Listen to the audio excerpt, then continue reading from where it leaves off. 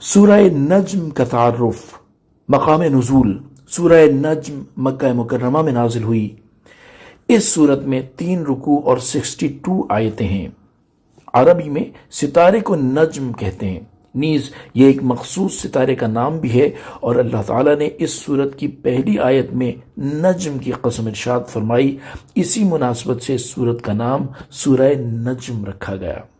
سورہ نجم کے فضائل: حضرت عبداللہ بن مسعود رضی اللہ تعالی عنہ فرماتے ہیں کہ سجدے والی صورتوں میں سب سے پہلے سورہ نجم نازل ہوئی۔ اس کی تلاوت کر کے رسول اللہ صلی اللہ تعالی علیہ وآلہ وسلم نے سجدہ کیا، اور جتنے لوگ بھی آپ کے پیچھے تھے، مسلمان یا کافر، ان میں سے ایک کے علاوہ سب نے سجدہ کیا۔ میں نے اس سجدہ نہ کرنے والے کو دیکھا کہ اس نے اپنے ہاتھ میں مٹی لے کر اس پر سجدہ کر لیا، اور اس دن کے بعد میں نے اسے دیکھا کہ وہ کفر کی حالت میں قتل ہوا پڑا تھا، اور وہ امیہ بن خلف تھا۔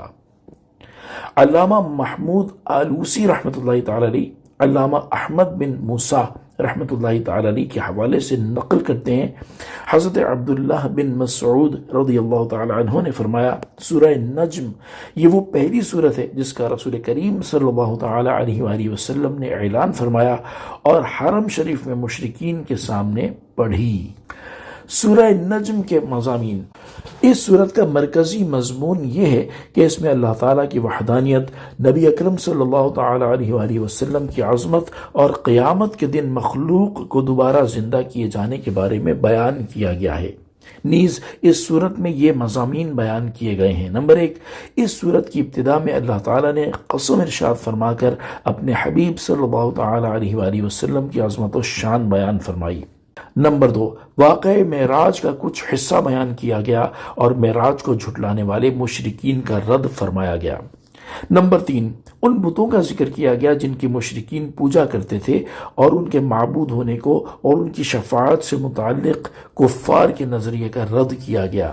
نیز جو کفار فرشتوں کے نام عورتوں جیسے رکھتے تھے، ان کا رد اور کفار کے علم کی حد بیان فرمائی گئی۔ نمبر 4، کبیرہ گناہوں سے بچنے والوں کی جزا بیان کی گئی اور ریاکاری کی مذمت فرمائی گئی۔ نمبر 5، اسلام قبول کر کے اس سے منحرف ہونے والے ایک کافر کی مذمت فرمائی گئی، اور اس کے بعد اللہ تعالیٰ نے وہ مضمون بیان فرمایا جو حضرت موسیٰ علیہ السلام کی کتاب اور حضرت ابراہیم علیہ السلام کے صحیفوں میں ذکر فرمایا گیا تھا کہ کوئی دوسرے کے گناہ پر پکڑا نہیں جائے گا، اور آدمی اپنی ہی نیکیوں سے فائدہ پاتا ہے۔ نمبر 6، قیامت کے دن اعمال دیکھے جانے اور ان کے مطابق جزا ملنے کا ذکر کیا گیا، اور یہ بیان فرمایا گیا کہ اللہ تعالیٰ ہی زندگی اور موت دیتا ہے، اور وہی مرنے کے بعد لوگوں کو زندہ کرے گا۔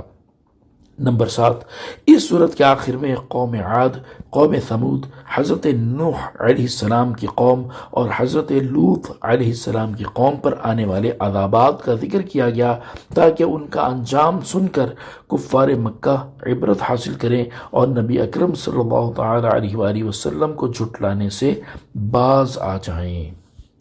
صلو علی الحبیب صلی اللہ تعالی علی محمد صلی اللہ تعالی علیہ وآلہ وسلم۔